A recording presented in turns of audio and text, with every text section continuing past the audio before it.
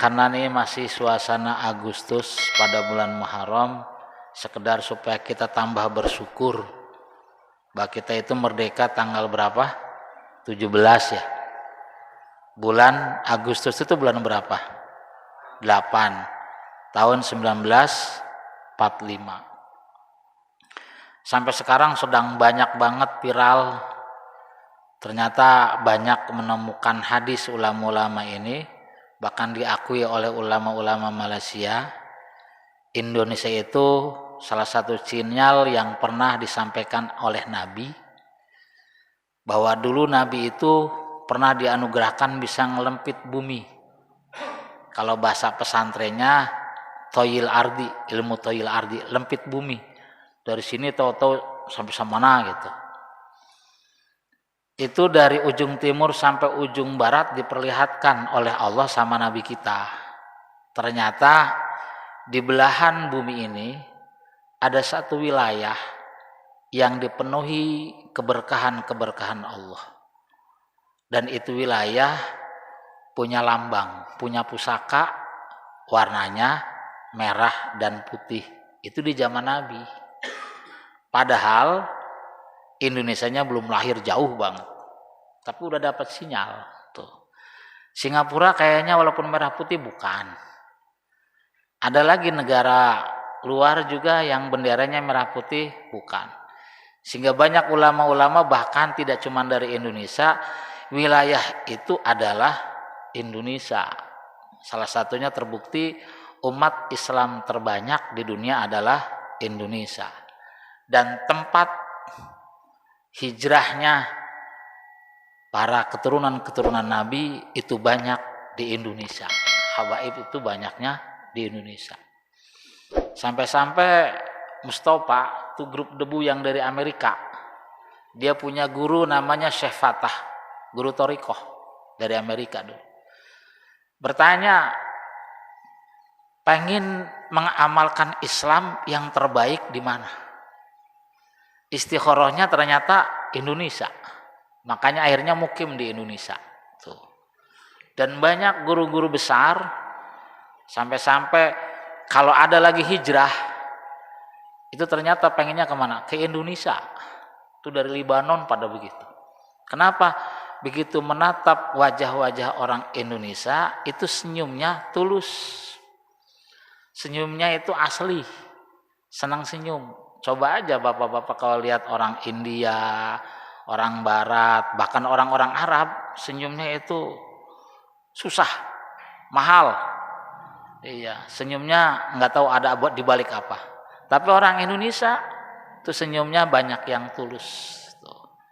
Jadi anggapnya tempat yang nyaman, tentrem, dan dipenuhi oleh berkah, itu ada sinyal dari zaman dulu. Bahkan merdekanya Indonesia itu tanggal 17 bulan Agustus itu bulan 8 tahun 45. 17 itu melambangkan dulu yang membuat merdeka perjuangan mayoritas orang Islam, mayoritas ya. Orang Islam, dan dulu sesuatu yang nyaris tidak mungkin, babu runcing bisa mengalahkan meriam itu kayak nggak mungkin. Mengalahkan pesawat terbang kayak nggak mungkin. Tetapi sesuatu itu yang nyaris tidak mungkin jadi mungkin. Ada beberapa hal. Salah satu diantaranya tidak ninggalin yang 17 rakaat. Ini yang kemarin saya udah jelasin ya? Belum ya? Belum ya, udah terusin. Kadang suka materi satu buat muter-muter saya. Takut-takut di sini udah gitu. Jadi tidak ninggalin yang 17. Bahkan dalam kitab fikih itu ada sholat li syiddatil khauf. Sholat karena sangat-sangat merasa takut, sedang benar-benar campuh perangnya. Itu tetap wajib sholat, dan sholatnya ada yang di depan umpamanya ruku, yang di belakang masih berdiri. Nggak sama. Dalam rangka sambil waspada dengan serangan musuh. Itu sedang perang saja tidak ninggalin sholat. Terus tidak cuman jangan tinggalkan yang 17, yaitu 17 rakaat, subuh 2, Zuhur 4 jadi 6, tambah tambah asar 4 jadi 10, tambah maghrib 3 jadi 13, tambah isya 4 jadi 17. Nah, sholatnya jangan ditinggalin. Yang kedua, merdekanya bulan Agustus itu bulan 8. Apa kecocokan dengan kemerdekaan bangsa Indonesia?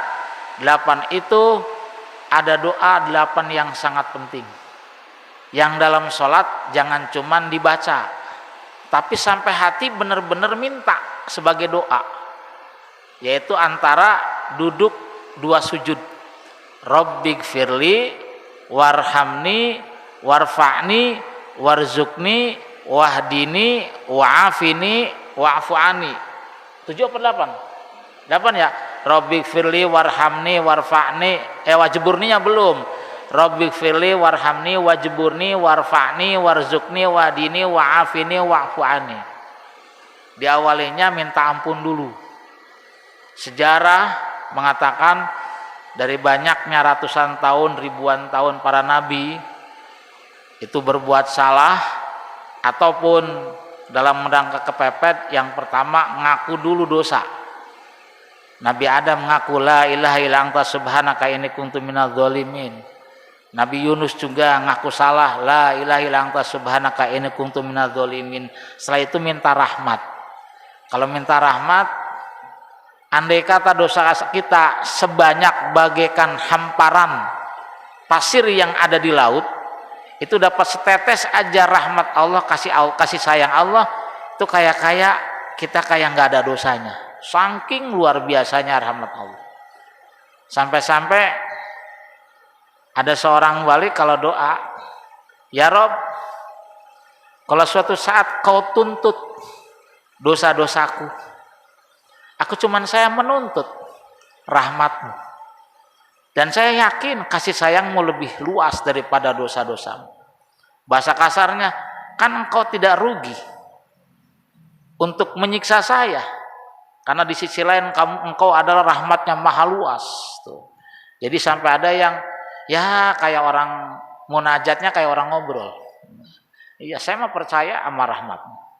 Dan bahkan saya juga sering cerita, kalau ada seorang waliullah kutub Abu Yazid Al-Bustami, ternyata yang membedakan adalah cara berpikirnya.